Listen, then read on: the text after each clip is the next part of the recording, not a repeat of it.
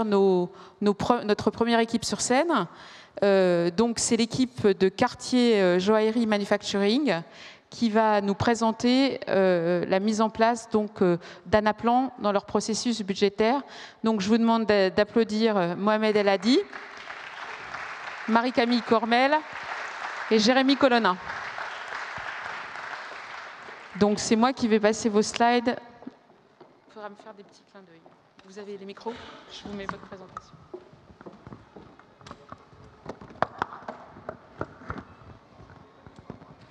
Bonjour. Alors juste en introduction, on va vous dire qui on représente au sein de Cartier, qui est une marque aujourd'hui globale dans le monde du luxe et qui développe évidemment plusieurs streamlines de produits. Alors nous, on représente la joaillerie et au sein de la joaillerie, uniquement le manufacturing. D'accord? Donc par ailleurs, il y a le retail, mais ça n'a pas été notre terrain de jeu. Donc c'est une entreprise que je ne vais pas représenter, hein, elle a 170 ans d'histoire, on est quasiment 6000 personnes dans le monde, des produits iconiques, Love, Trinity, voilà, je vais assez vite passer là-dessus.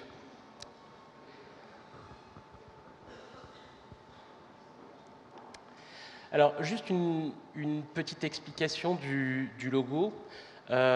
Et du principal objectif de ce projet. Donc évidemment, quand on fait un processus budgétaire, le premier élément qui vient en tête, c'est la vitesse et c'est la qualité. Donc c'est deux quêtes quasiment inaccessibles pour un grand nombre d'entreprises. Et pour nous, ça a été vraiment notre boussole. On voit ici, au travers du logo, un arbre avec différentes bulles et on se rend compte que les données doivent pouvoir être partagées, doivent pouvoir être simulées et doivent pouvoir donner lieu à différents plans. Et chaque plan dans l'entreprise est rattaché au travers de l'arbre et du tronc ou des branches à une sorte de plan majeur, donc qui est souvent le plan d'affaires. Et on retrouve là l'idée principale d'Anaplan, qui est de connecter les plans. Donc nous, on a décidé de commencer par le budget, d'autres commencent par le SNOP, c'est ce que nous sommes en train de faire aujourd'hui, mais ça n'a pas été non plus une problématique, je dirais, d'architecture. On a pu commencer par un plan, et demain, on connectera les prochains plans.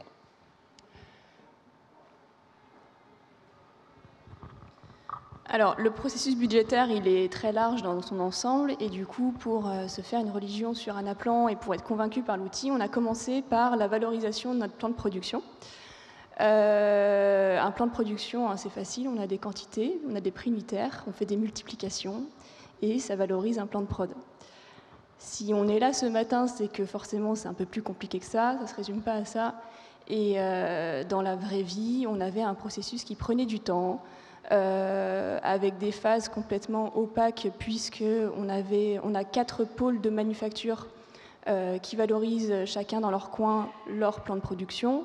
On a une consolidation qui se fait très tardivement et surtout on a des hypothèses, notamment Forex et matières, puisqu'on utilise des matières premières qui sont aussi des matières spéculatives sur le marché.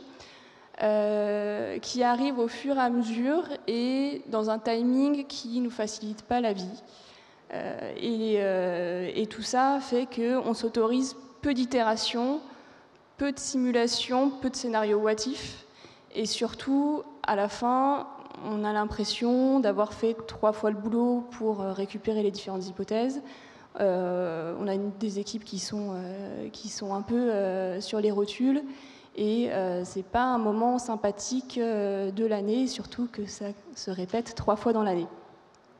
On avait donc besoin de donner du sens à notre exercice, d'arrêter de construire automatiquement dans Excel des fichiers qui de toute façon seront reconstruits une deuxième fois, une troisième fois, quand on aura les vraies hypothèses vraiment définitives, cette fois-ci vraiment pour de vrai.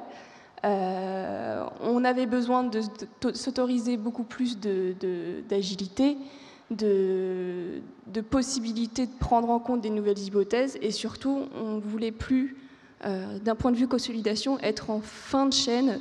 On voulait avoir une vision de la construction en temps réel pour mieux partager sur les enjeux qui allaient venir dans les décisions stratégiques. Et surtout, le plus important, c'est que tout ça se fasse de manière sereine pour, pourquoi pas, un jour ne le faire plus 3 fois dans l'année, mais que ça devienne notre quotidien et que ce soit un processus fluide et sans accroc. Le projet en lui-même, il concernait donc 4 pôles manufacturiers, 2 pôles à Paris sur la haute joaillerie et la joaillerie, un pôle joaillerie en Suisse et un autre en Italie, 2 directions, principalement la direction financière et la direction supply chain. Et en tout, il y a une quinzaine d'intervenants qui produisent de la donnée pour, à la fin, la consolider et servir de base de discussion sur nos plans stratégiques. Donc, l'éloignement géographique, il est limité, mais finalement, culturellement, il est quand même là, entre des Suisses, des Italiens et des Français. Et avoir un processus intégré, partagé, transparent, ça nous a aussi permis d'aligner les méthodologies et de gagner en transparence. Alors du coup, en comprenant les enjeux qui viennent d'être cités, on décide de se lancer dans une recherche, dans un benchmark, pour sélectionner les meilleurs outils. Donc il faut savoir que nous, avant, on n'avait rien en fait.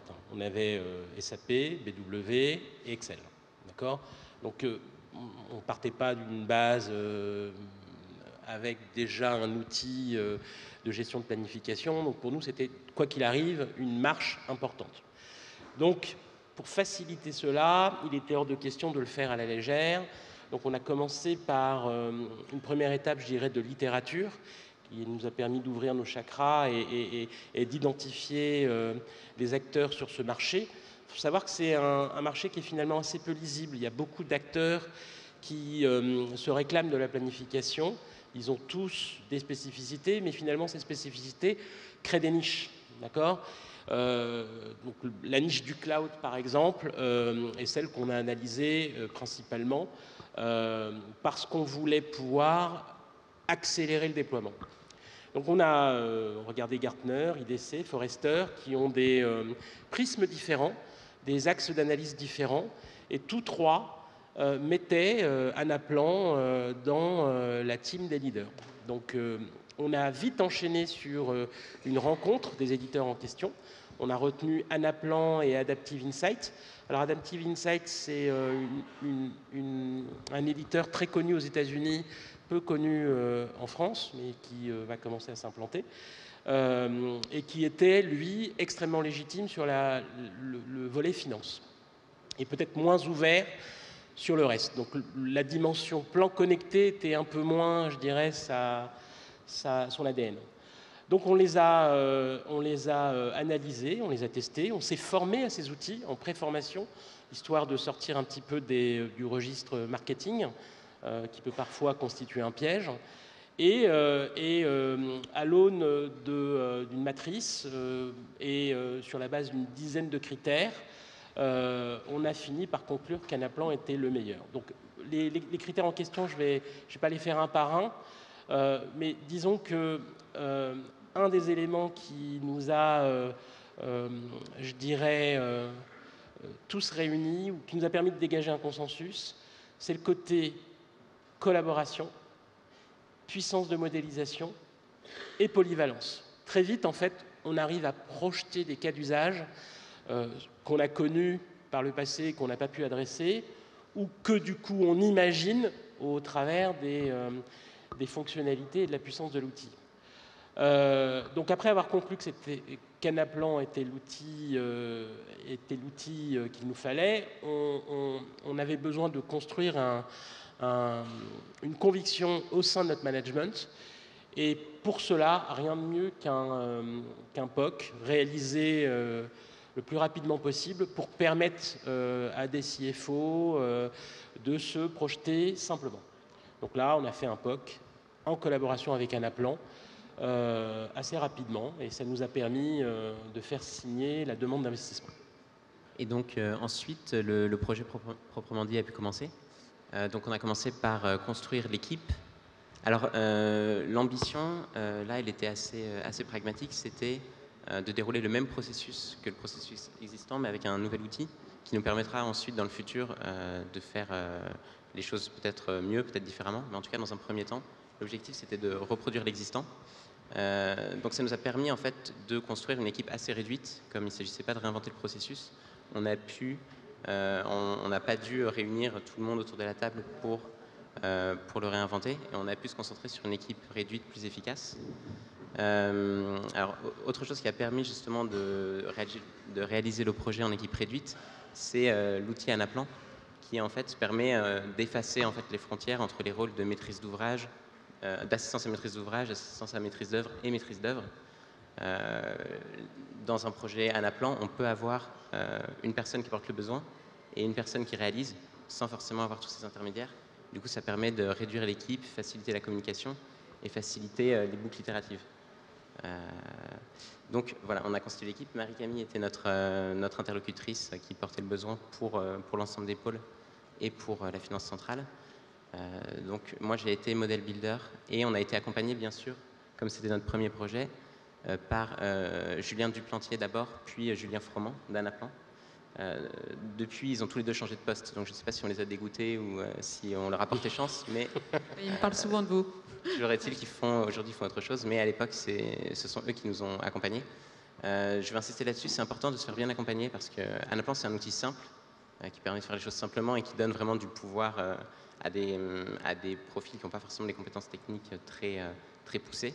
Mais c'est aussi un outil qui permet de faire beaucoup de choses, y compris des choses qu'il ne faut pas faire en fait. Et ça, quand c'est notre premier projet, on ne peut pas forcément le savoir.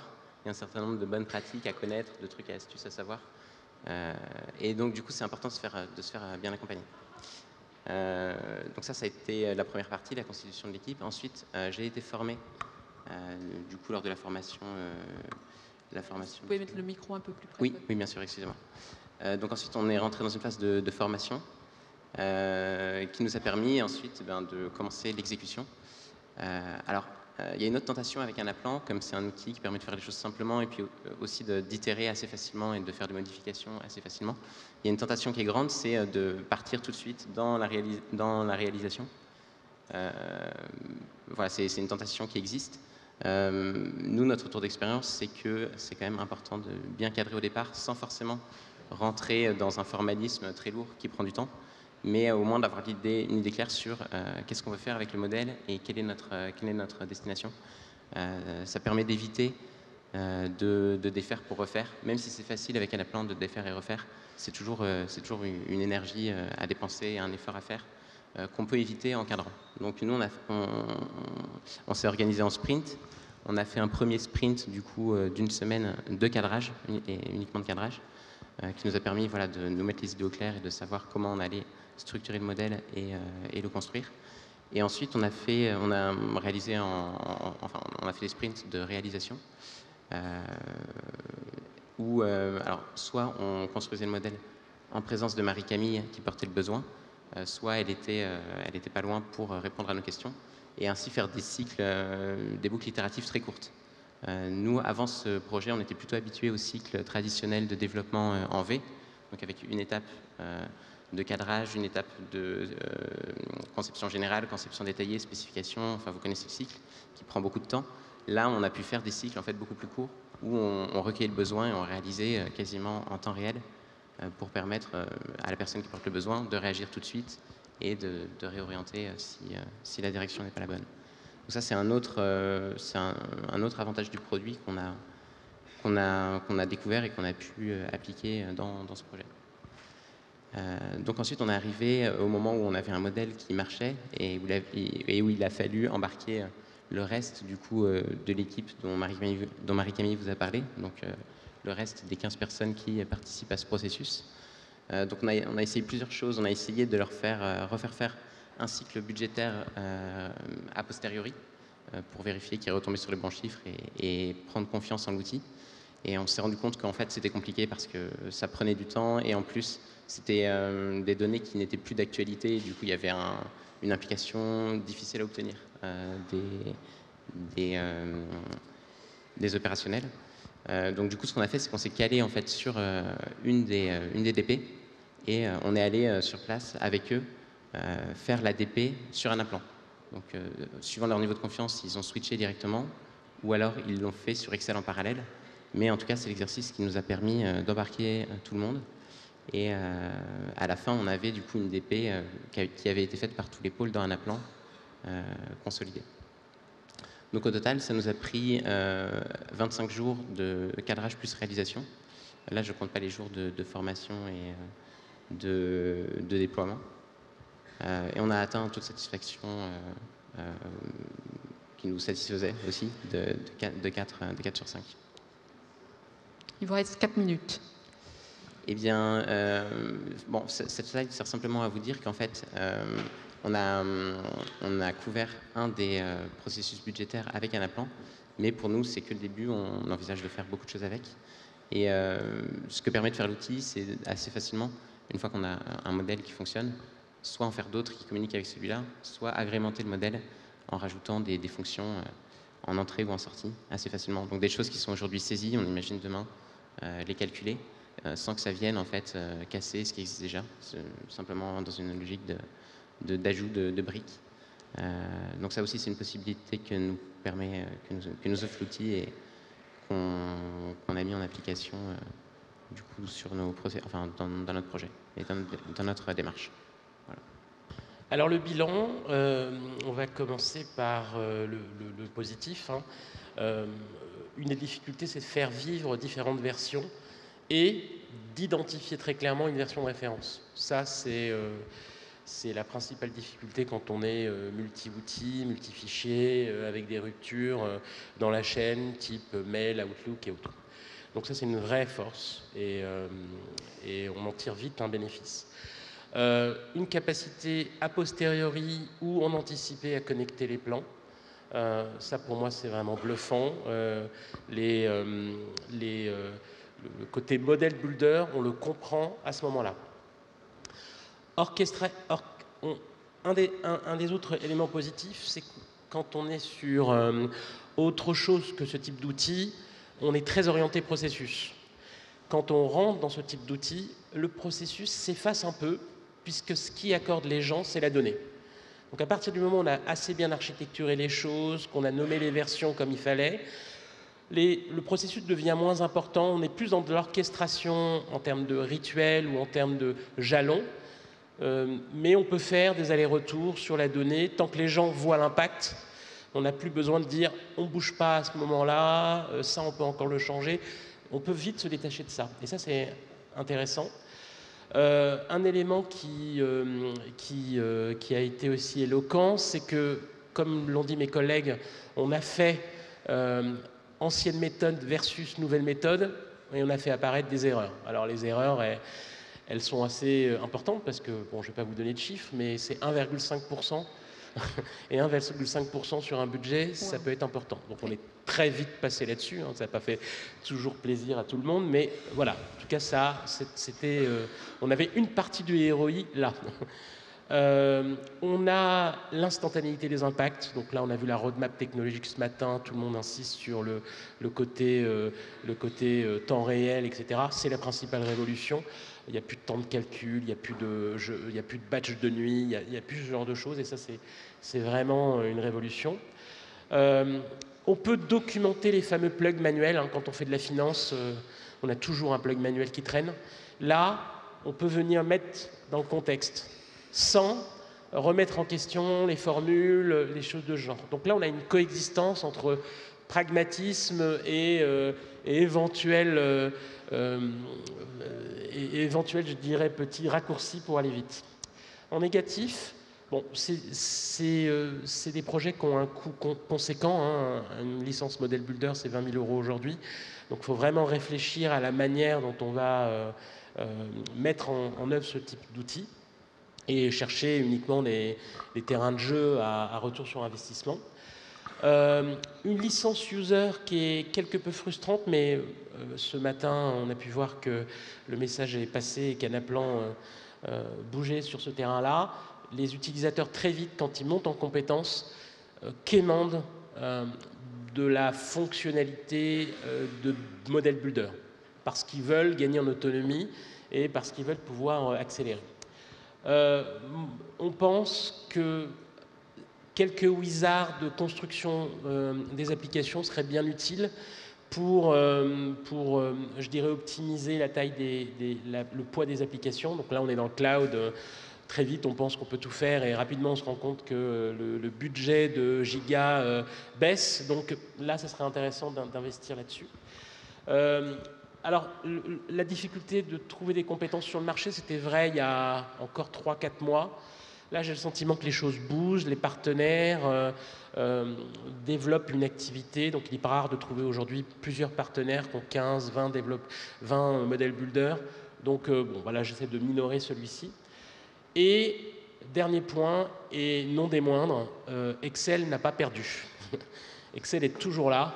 Et quand on attaque un processus comme le processus budgétaire, celui qui dit qu'il parviendra à convaincre tout le monde, en fait, moi je pense que c'est quelqu'un qui se ment en lui-même ou qui nous ment. Mais du coup, Anaplan doit chercher à simplement copier quelques fonctionnalités type. Alors j'ai vu ce matin le Hondo, voilà, ce genre de choses. Mais voilà.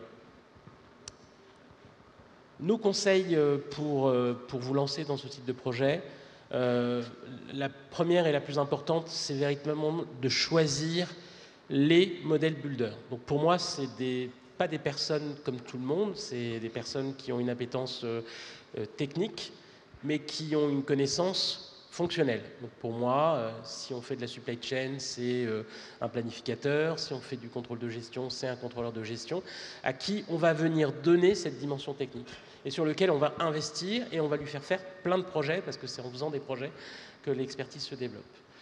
Il faut se faire accompagner sur le premier projet. Nous, on a choisi Anaplan, mais maintenant, il y a des partenaires, donc ça laisse d'autres alternatives. Obtenir un sponsoring fort pour parvenir à la fin des fichiers Excel, il n'y a rien de plus frustrant que de faire ce type d'outil et de se rendre compte que quelque part dans le monde, quelqu'un continue à faire son petit fichier Excel et à l'envoyer par mail. Donc là, ça suppose, je dirais pas de la violence, mais en tout cas une certaine rigueur quelques sanctions. Et une capacité en tout cas à faire appliquer la règle. Et le dernier, bon, c'est de choisir le terrain de jeu parce que le coût est quand même conséquent. On a choisi quelques verbatim, alors on a filtré les négatifs. Hein. Anaplan, c'est cool. Alors pourquoi on dit ça? Parce qu'en fait, ça permet aussi d'adresser une population jeune dans l'entreprise qui ne comprend pas toujours nécessairement, enfin qui comprend pas toujours pourquoi ce qui est valable dans nos vies au quotidien ne l'est pas dans le monde d'entreprise. Donc voilà, donc ça c'est une réflexion qui est intéressante. On peut aller à la conquête de ce type de profil. On peut simuler en réunion, même avec les boss. Alors ça peut prêter à sourire, mais je pense qu'un des critères de réussite, c'est quand je peux, moi, en réunion, le faire avec un comité de direction. On n'y est pas encore, mais si je suis capable d'avoir convaincu un CFO d'aller mettre la main là-dedans et de jouer avec le what if et de voir tout de suite l'impact, bah pour moi c'est un vrai marqueur de succès. La puissance de calcul, je ne reviendrai pas là-dessus, c'est le principal argument de vente de l'outil et c'est juste impressionnant, il n'y a plus de chaîne de nuit, ce genre de choses. Et Anaplan, c'est fantastique. Je l'ai mis, mais je voulais dire aussi quelque chose de négatif aussi autour de ça. C'est que souvent, un outil en chasse un autre. On peut tomber dans ce biais-là. Et je pense qu'il faut choisir ce type d'outil avec clairvoyance. Et derrière, il faut s'engager dans une durée et avoir une vraie roadmap pour que l'effet buzz ou l'effet marketing ne ne soit pas un élément négatif. Tout à fait d'accord. Voilà. Merci beaucoup. Déjà, on peut vous applaudir, parce que merci beaucoup, c'était passionnant. Alors, on va passer le micro à la salle pour les questions.